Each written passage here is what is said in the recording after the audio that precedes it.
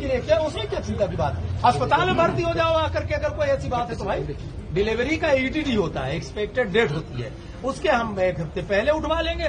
उनकी इच्छा है तो यहाँ आकर के आ जाए, भर्ती हो जाए, हम सब सुविधा देंगे। हमारी सरकार भोजन पानी भी देती, सब कुछ करवा। हम अपना को बता दे चाहते कि हम गर्भावस्था में 9वां महीना चल रहा है माँ, और ये हमारे गांव के हैं, इन्हों की भाई हालत है, हमारा और इनका सेम हालत है।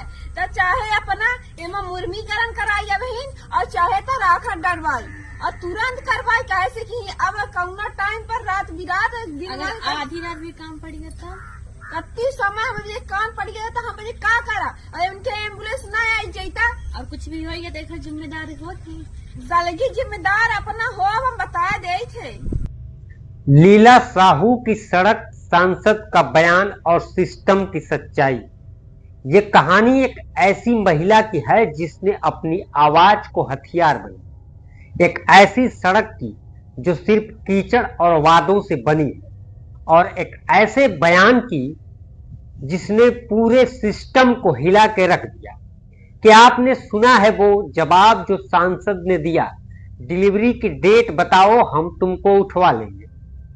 आखिर ये बयान छुपा रहा है सिस्टम की कौन सी सच्चाई, और क्यों एक गर्भवती महिला की गुहार बन गई सोशल मीडिया पर तूफान। रुकिए, क्योंकि ये कहानी सिर्फ एक सड़क की नहीं बल्कि हिंदुस्तान के उस गांव की है जहां वादे तो किए जाते हैं लेकिन हकीकत में सिर्फ कीचड़ मिलता है। तो आइए इस कहानी को शुरू करते हैं और अंत तक जानते हैं। नमस्कार, स्वागत है आपका द पब्लिक एक्सप्रेस के डिजिटल प्लेटफॉर्म पर। मैं हूं जितेंद्र यादव।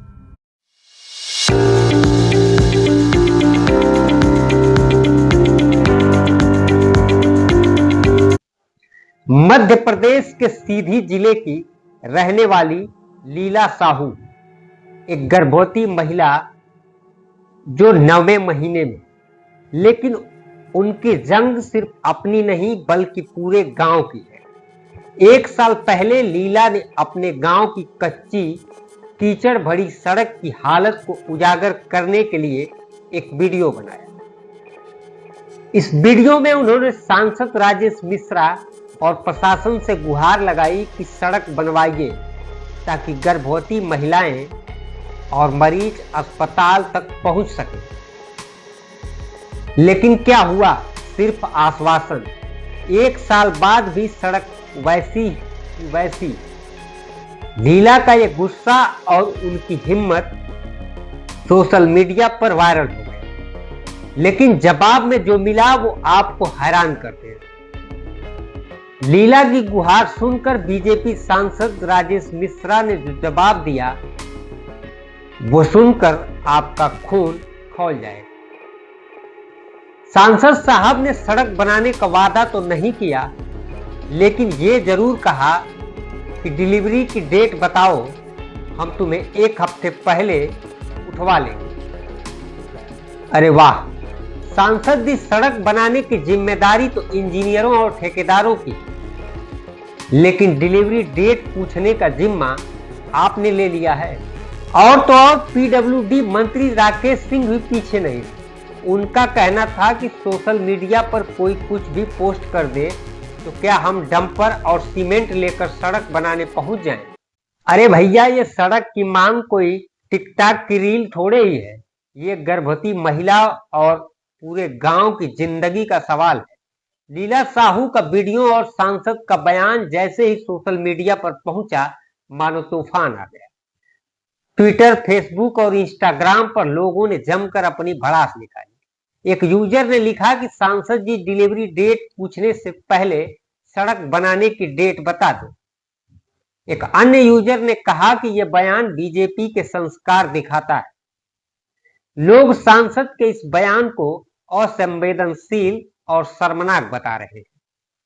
वहीं कुछ यूजर ने लीला की हिम्मत की तारीफ। एक पोस्ट में लिखा गया था कि लीला साहू एक अकेली महिला नहीं बल्कि ग्रामीण भारत की आवाज है। सोशल मीडिया पर यह सवाल गूंज रहा है कि अगर सरकार हेलीकॉप्टर से मरीज उठा सकती है तो सड़क क्यों नहीं बनवा सकती?